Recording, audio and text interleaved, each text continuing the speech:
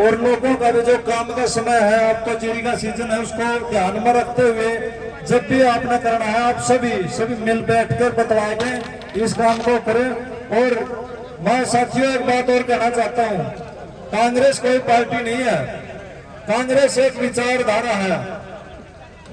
यह विचारधारा जाति से पूर्व की विचारधारा, ना कि कोई नहीं। एक विचारधारा और इस देश में नहीं पनपी है जो बिल्कुल अंग्रेजों से मिलती जुलती विचारधारा है।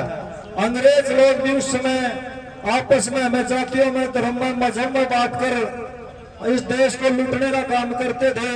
और आज जो ये लोग, हमने चुनाव में देखा भी है कि आपस में मजहब, जाति, धर्म के नाम पर बांट के, अगड़े पिछड़े के नाम पर बांट के वोट लेने का जो काम कर रहे हैं, वो बिल्कुल और एक कांग्रेस की विचारधारा है जिसने इस देश को आजादी दिलाने से लेकर और यहाँ तक आपको पहुंचाने का काम किया, आम आदमी को बहुत ऊपर उठाने का काम किया।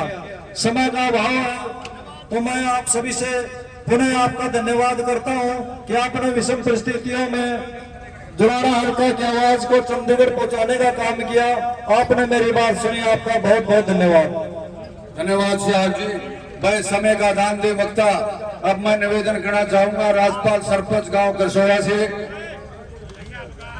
और हमारे ये बहुत ही मेहनती कार्यकर्ता थे और टिकटार्थी थे, जितने भी टिकट लेने वाले थे सबसे मेहनत करने वाले ये सरपंच साहब थे। बहुत मेहनत इन्होंने की और टिकट का आशीर्वाद तो एक को मिलना था, विनेश फोगाट का मिला। तो सबसे पहले और सबसे ज्यादा मेहनत राजपाल लाठी जी ने करी। अब मैं निवेदन करूंगा सरपंच साहब विचार रखें। आदर के योग्य हमारी विधायिका जी विनेश फोगाट राठी, आदरणीय मंच, छत्तीस बिरादरी के बुजुर्गों, युवा साथियों, माताओं, बहनों, मैं सबको नमस्कार करता हूं, प्रणाम, सिर झुका के नमस्कार प्रणाम करता हूं। त्योहार दिवाली का त्योहार है, इसकी मैं शुभकामना देना चाहता हूं। जो आपने इलेक्शन में मदद करी, मेहनत करी, उसके लिए आप बधाई के पात्र हो और सब ने करी है। ये नहीं है भाई कोई राज्यपाल ने मदद करी, सब ने मेहनत करी है। सब अगर मेहनत नहीं करते, छत्तीस बिरादरी और अपने नजदीक के रिश्तेदार जितने भी थे, सब ने जी जान से कोशिश करी, तब ये इलेक्शन हमने जीता है। और ऐसी कोई बात नहीं, कहते हैं जो बटेगा वो कटेगा। ये थोड़ी सी देर पहले कहा हो रही थी, यूं काम ना करो, अनुशासन सबसे पहले जरूरी है। अगर हम इकट्ठे रहेंगे और हम आगे भी विचार मिला के रहेंगे और सब साथियों से, अपने अड़ोसी पड़ोसियों से, गरीब अमीर से, व्यापारियों से मिलके अगर चलेंगे तो हम आगे भी ऐसे ही जीतते रहेंगे। और मैं आशा करता हूं आगे भी हम इकट्ठे रहेंगे। मैं विधायिका जी से एक अपील करना चाहता हूं, आप इस हल्के की जो समस्या है, इन लोगों के बीच में है कि गांव गांव जाके ये पूछना है क्या समस्या है, किस गांव में पानी की समस्या है, किस गांव में फंड की समस्या है। जो समस्या है उनको आप लिखना और विधानसभा में, मेरे को तसल्ली भी है, विश्वास भी है, पूरे जोर से वहां उठानी चाहिए। और आप उठाएंगी सब हल्कों को।